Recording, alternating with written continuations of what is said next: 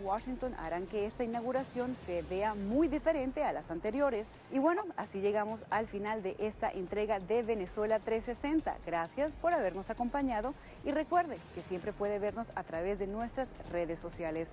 Les saludó Cristina Caicedo Smith.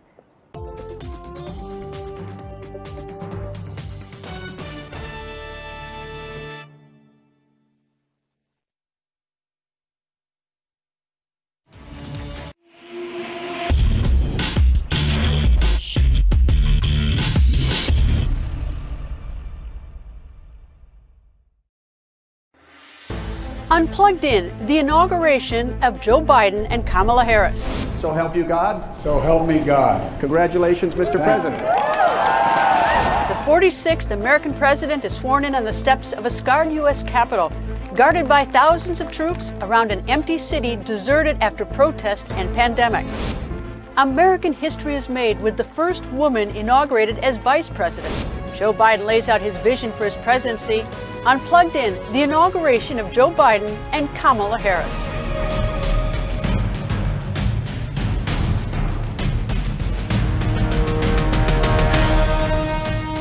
Hello and welcome to Plugged In. I'm Greta Van Susteren, reporting from Washington, D.C. Unlike many other countries, the United States does not give, but lends powers to its leaders, and it is loaned in 4-year increments. And at noon on January 20th, that loan power was invested in Joseph R. Biden, who was inaugurated as the new U.S. president. At age 78, Biden is America's oldest president.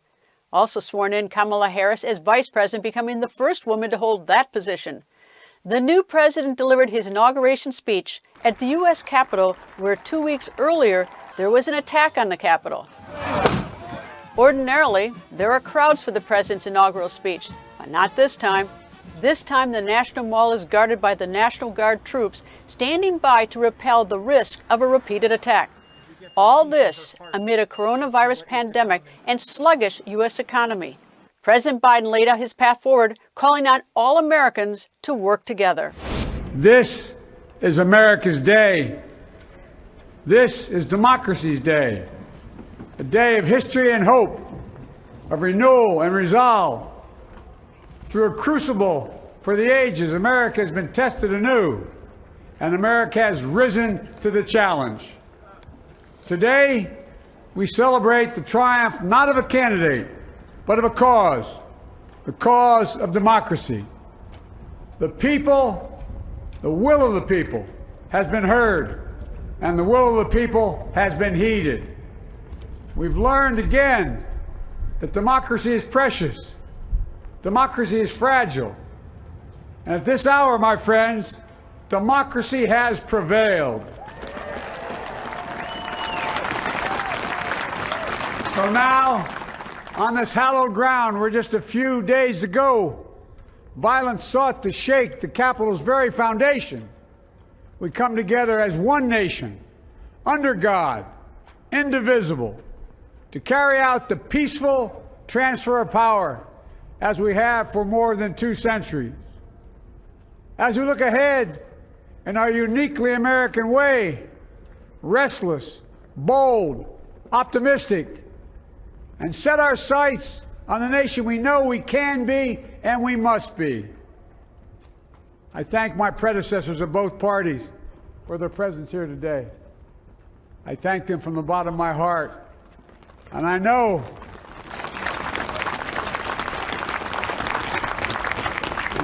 the resilience of our Constitution and the strength of our nation, as does President Carter, who I spoke with last night, who cannot be with us today, but whom we salute for his lifetime in service.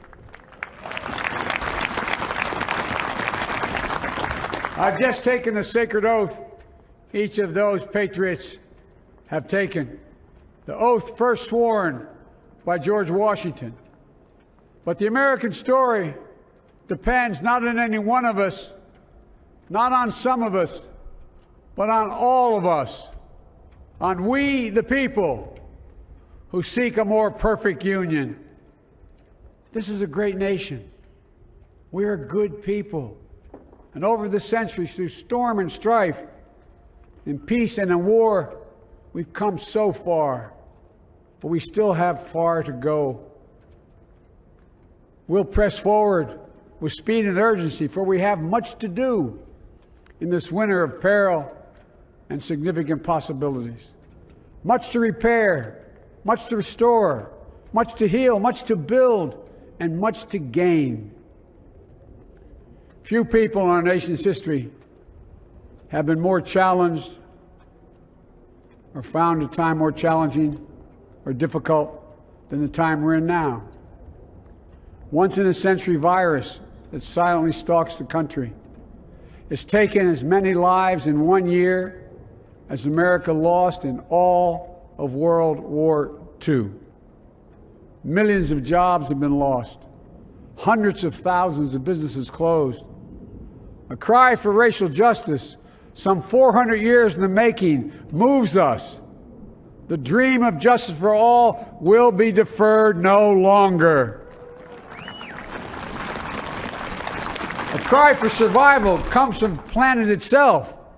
A cry that can't be any more desperate or any more clear. And now, a rise of political extremism, white supremacy, domestic terrorism, that we must confront and we will defeat.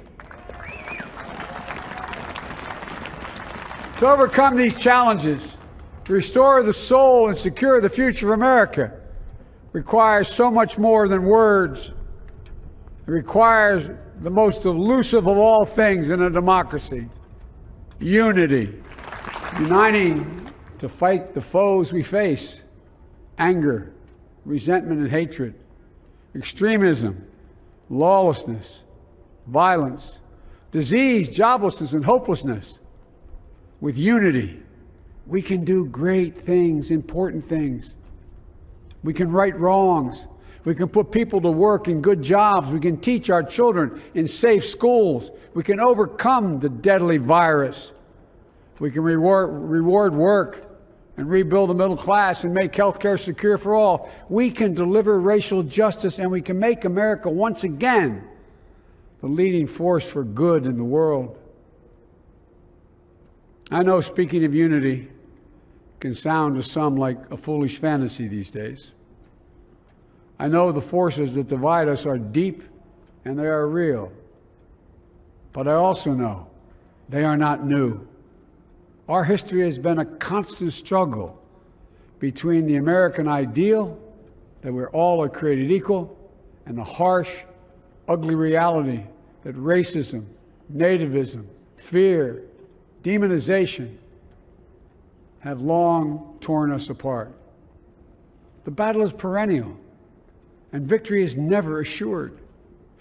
Through Civil War, the Great Depression, World War, 9/11, through struggle, sacrifice, and setbacks, our better angels have always prevailed. In each of these moments, enough of us have come together to carry all of us forward. And we can do that now. History, faith, and reason show the way of unity. We can see each other not as adversaries, but as neighbors. We can treat each other with dignity and respect. We can join forces, stop the shouting, and lower the temperature. For without unity, there is no peace, only bitterness and fury. No progress, only exhausting outrage. No nation, only a state of chaos. This is our historic moment of crisis and challenge, and unity is the path forward. And we must meet this moment as the United States of America. If we do that, I guarantee you we will not fail. We have never, ever, ever, ever failed in America when we've acted together. And so today, at this time, in this place, let's start afresh, all of us. Let's begin to listen to one another again, hear one another, see one another, show respect to one another. Politics doesn't have to be a raging fire, destroying everything in its path. Every disagreement, doesn't have to be a cause for total war. And we must reject the culture in which facts themselves are manipulated and even manufactured.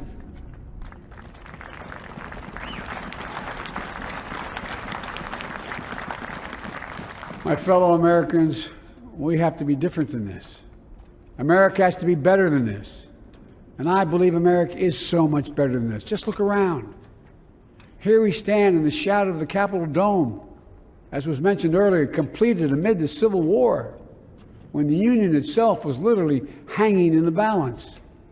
Yet we endured. We prevailed.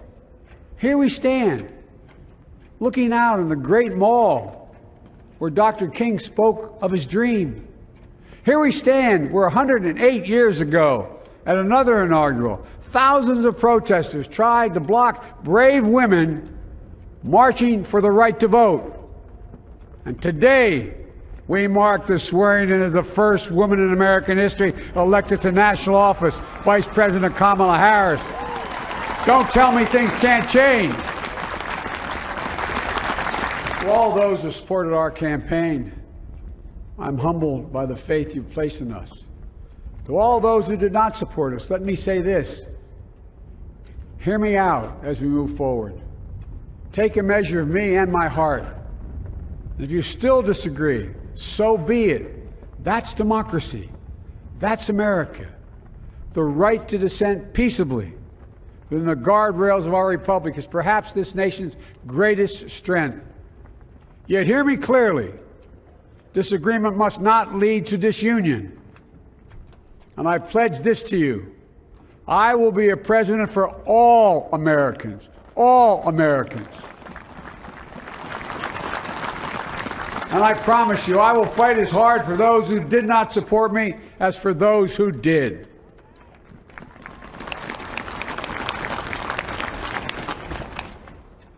Many centuries ago, St. Augustine, a saint of my church, wrote that a people was a multitude defined by the common objects of their love. Defined by the common objects of their love. What are the common objects we as Americans love that define us as Americans? I think we know. Opportunity, security, liberty, dignity, respect, honor, and yes, the truth. Recent weeks and months have taught us a painful lesson. There is truth and there are lies. Lies told for power and for profit. And each of us has a duty and a responsibility as citizens, as Americans, and especially as leaders. Leaders who have pledged to honor our Constitution and protect our nation, to defend the truth and defeat the lies. Look, I understand that many of my fellow Americans view the future with fear and trepidation. I understand they worry about their jobs. I understand, like my dad, they lay in bed at night, staring at the ceiling, wondering, can I keep my health care? Can I pay my mortgage? Thinking about their families, about what comes next. I promise you, I get it. But the answer is not to turn inward, to retreat into competing factions, distrusting those who don't look like you, or worship the way you do, or don't get their news from the same sources you do. We must end this uncivil war that pits red against blue, rural versus urban,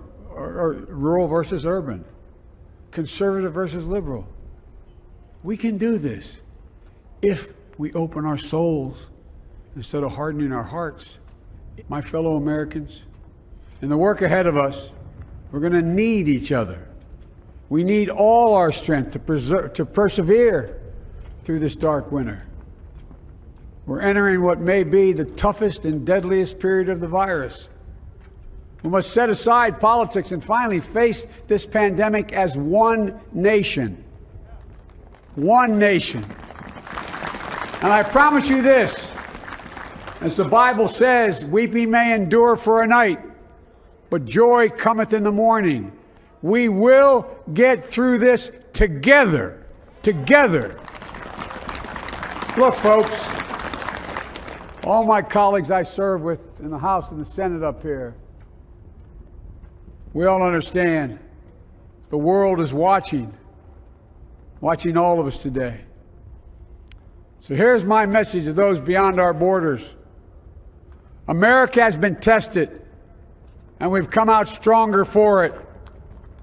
We will repair our alliances and engage with the world once again, not to meet yesterday's challenges, but today's and tomorrow's challenges. And we'll lead not merely by the example of our power, but by the power of our example.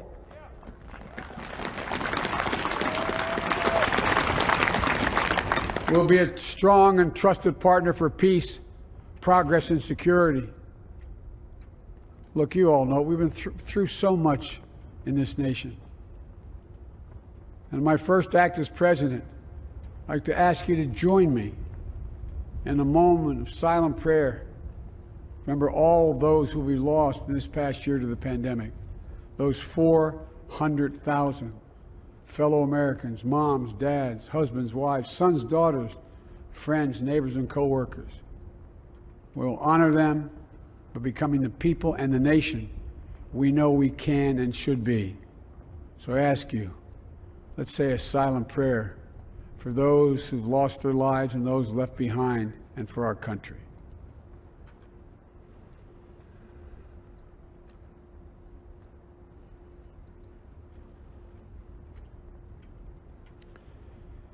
Amen.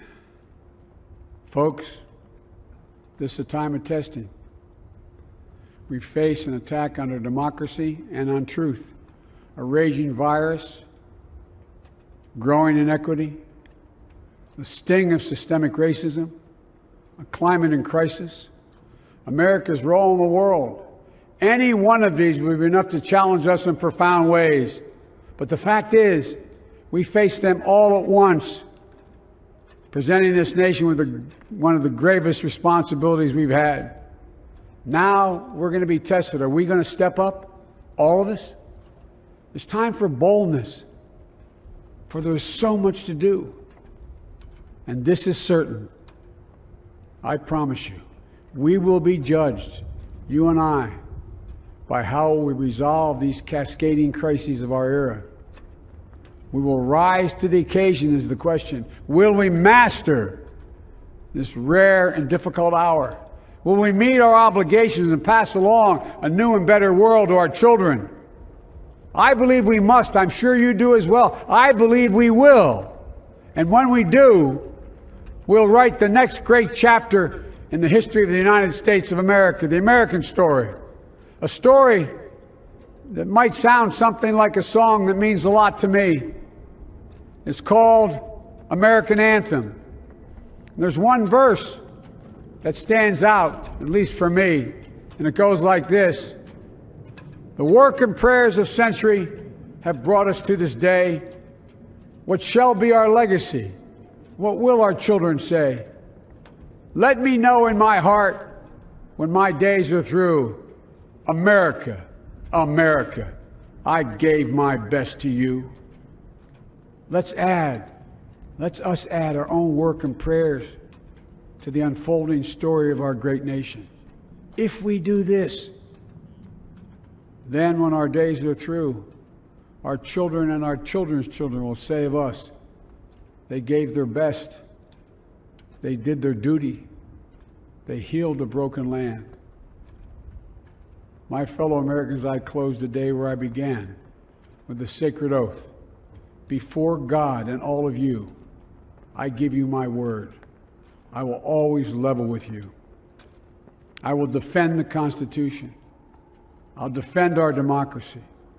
I'll defend America. And I'll give all of you, keep everything I do in your service, thinking not of power, but of possibilities, not of personal interest, but the public good. And together we shall write an American story of hope, not fear, of unity, not division, of light, not darkness, a story of decency and dignity, love and healing, greatness and goodness. May this be the story that guides us, the story that inspires us, and the story that tells ages yet to come that we answered the call of history. We met the moment. Democracy and hope, truth and justice did not die on our watch but thrived. That America secured liberty at home and stood once again as a beacon to the world. That is what we owe our forebears, one another, and generation to follow.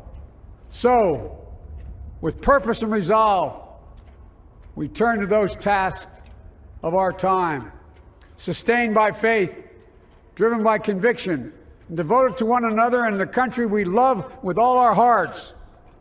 May God bless America, and may God protect our troops. Thank you, America.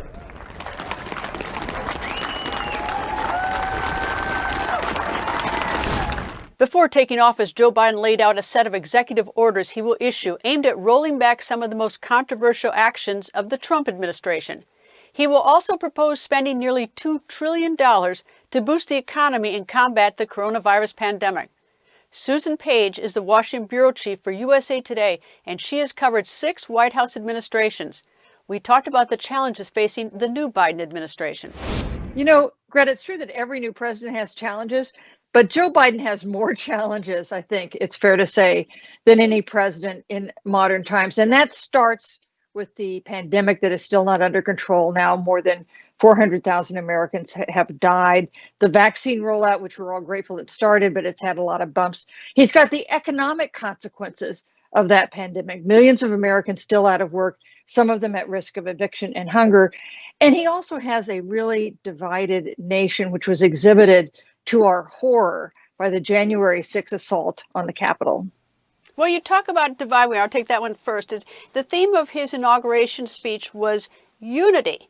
How does he achieve unity with 74 million people who wanted the other guy, wanted President Trump reelected? You know, his challenge is even greater than all those Americans who voted for the other guy. He takes office in a situation where about a third of Americans don't believe he actually won the election. That, of course, is an argument that President Trump made, former President Trump now made, without evidence since the election was held in November.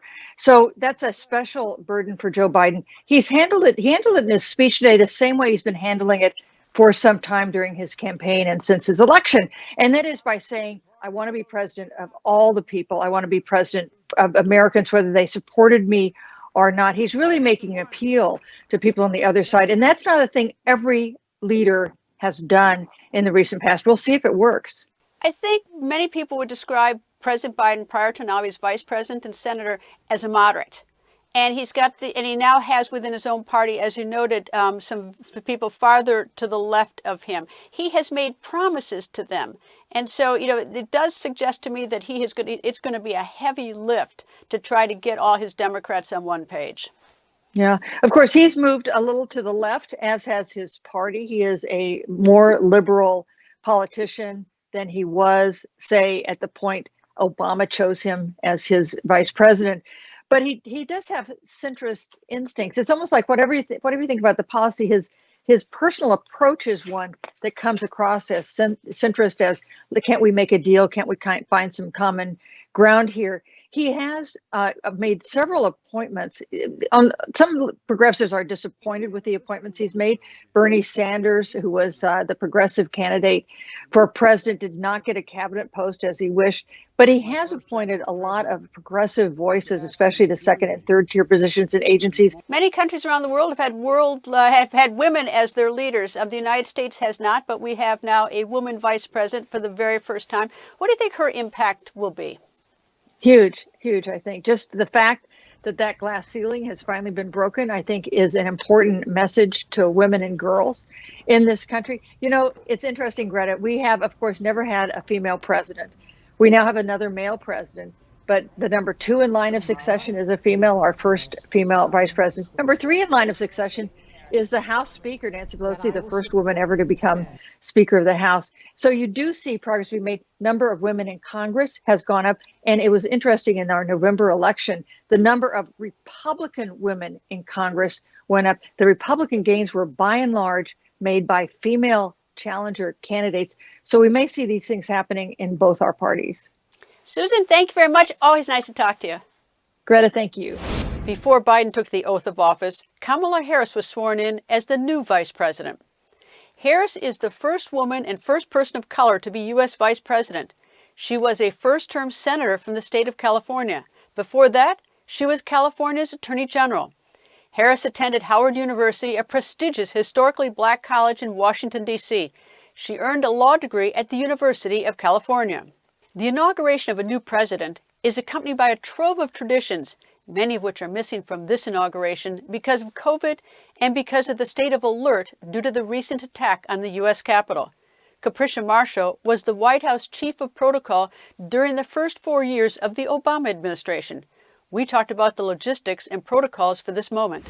By this time, during a normal, inauguration, boy, oh boy, the streets would be packed, the hotels would be filled. You couldn't get a restaurant reservation, but regrettably, due to our COVID restrictions, which of course we need to adhere to, and then the recent events of just a couple weeks ago, there is a serious lockdown here in Washington, D.C. It is very unusual, and I have to say it's really disconcerting. I go on walks down and around the monuments on weekends. I couldn't do it. It was all blocked off. You could only get so far. And then you just see these high fences. You see this military presence. I mean, strong military presence, and they're not hiding their weaponry either. It is meant to deter. I'm glad it's deterring. I'm so happy it's keeping people safe, but it saddens me that we needed that. It saddens me because it is so contrary to what we stand for as a nation, to what our democracy stands for. This should be a peaceful time of transition.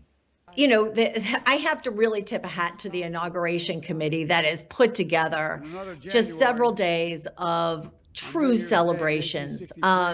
They have just reconfigured how the country can experience, and perhaps even more people now experience, the celebration of Joe Biden taking the oath of office. The mall has exquisite flags that have been outlined there. The decor is just grand and certainly fitting of the occasion. The programming from moment to moment that anyone in America can tune into will be full of the showcasing the best of our country, the best artisans, the best poets, the best speakers, politicians, just extraordinary individuals. So I'm really in awe of what they did in a short period of time, because you do have to remember that the transition time was really condensed. Usually, as you note, Greta, the sitting president attends the inauguration with the First Lady, and then they walk with the newly inaugurated President and First Lady down the steps. There is a handshake that takes place. Again, these bridging moments of transition, this showcase to the world that our democracy works, that it is strong, it is powerful. These are really some important symbolic moments that we are missing out on because of his decision not to attend this inauguration, because of his decision not to go through these moments in history. And actually, Greta, I have to say, I think for him himself, he's missing these moments in the history books. These are moments that when your children go back and they look them up, when they Google them, that they will see the conference, the transition of power, this peaceful transition take place, and he won't be there.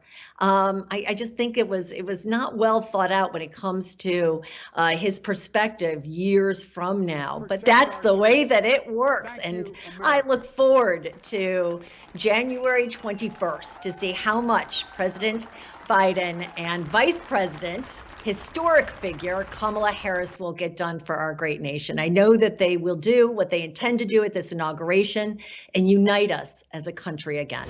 That's all the time we have for now. Thank you to my guests, former Chief of Protocol Capricia Marshall and USA Today's Susan Page. Stay up to date on the latest news at voanews.com. And don't forget to follow me on Twitter @Greta. Thank you for being plugged in.